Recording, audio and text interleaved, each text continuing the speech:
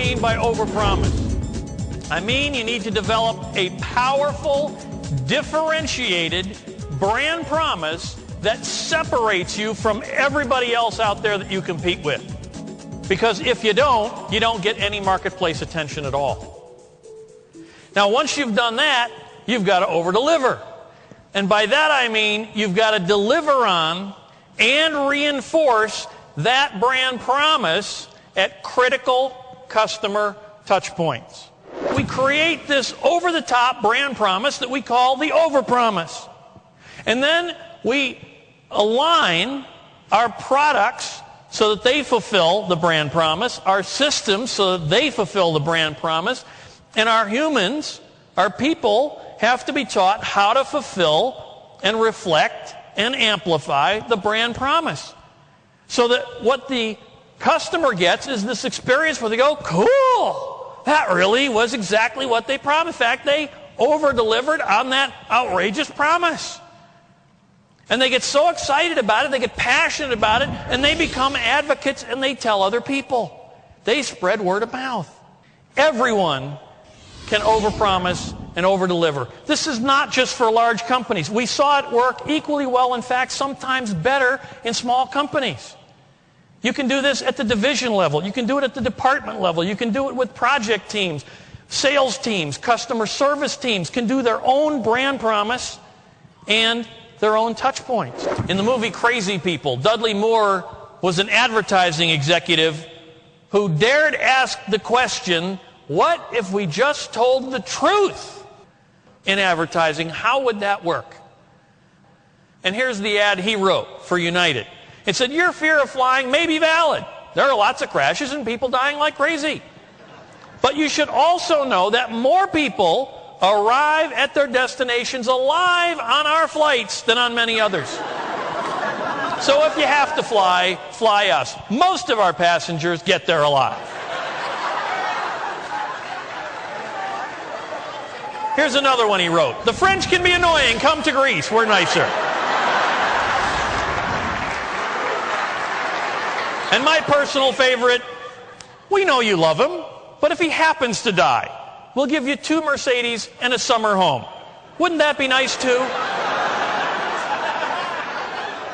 American Express, Blue for Music, decided that their brand promise would be enhancing the musical experience. If you use our card and you're a music lover, you're going to like the experience. So when you order concert tickets online, a couple of days later you get a free CD of that group in the mail. When you get to the concert venue, you don't stand in the will call line with everybody else. You go straight up to the Amex Blue for Music will call window where there are no lines ever. And then instead of getting in line to go into the concert, you go directly to the Blue for Music entrance where you're escorted directly to your seat. 3 critical touch points back to back that deliver on the brand promise. FedEx didn't say, we ship stuff. We're really fast. What they said is when it absolutely, positively has to be there overnight.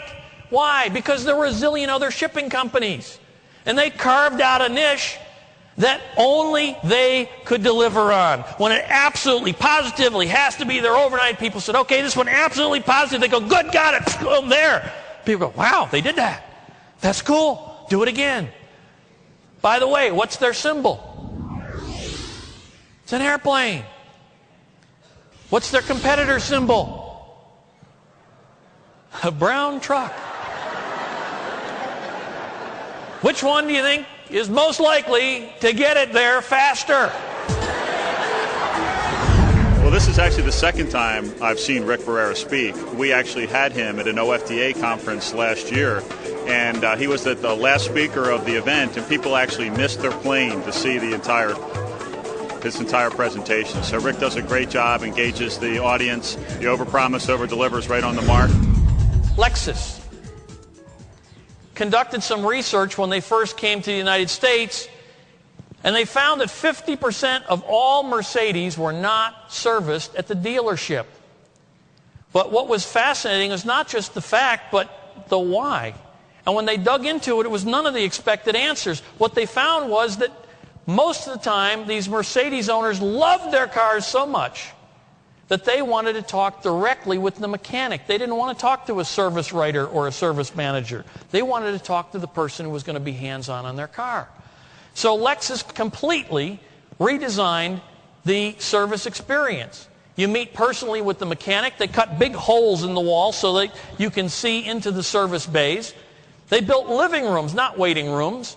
They put in coffee bars in some of the dealerships, Saks Fifth Avenue boutiques, spas, high-speed internet access, private offices. They actually have customers that meet their friends at the dealership while they're getting the oil changed. Now here's my most shocking finding in all the research.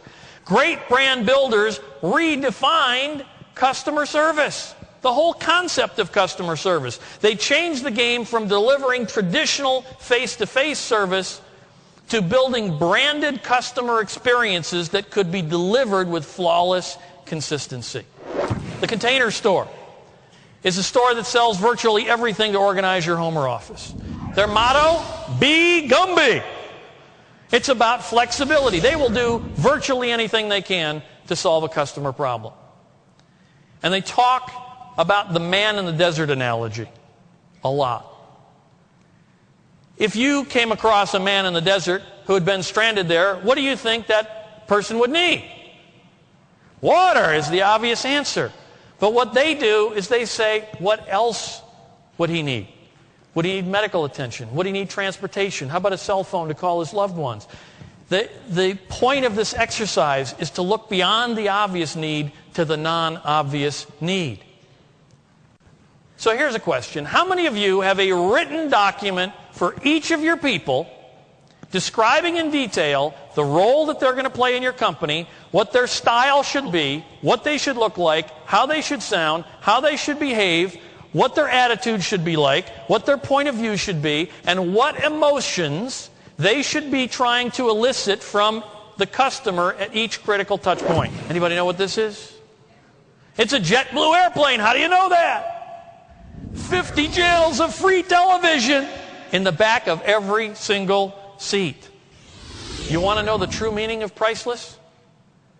Travel with a child just once on JetBlue.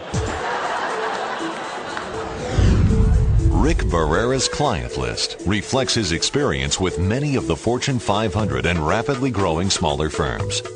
He has helped these organizations assess their future and shape their destiny.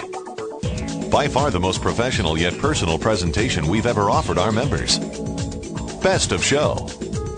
You were rated number 1. Professional, dynamic, informative, and inspiring. You were absolutely brilliant in your presentation to our leaders. I tell you, Rick is really a special kind of guy. I mean, I feel like he's become our partner over the years. He's been studying our company for 4 years. There's nobody that I know that works with us on these kinds of presentations that has done the preparation that Rick has done. I mean, he's an extraordinary kind of a guy.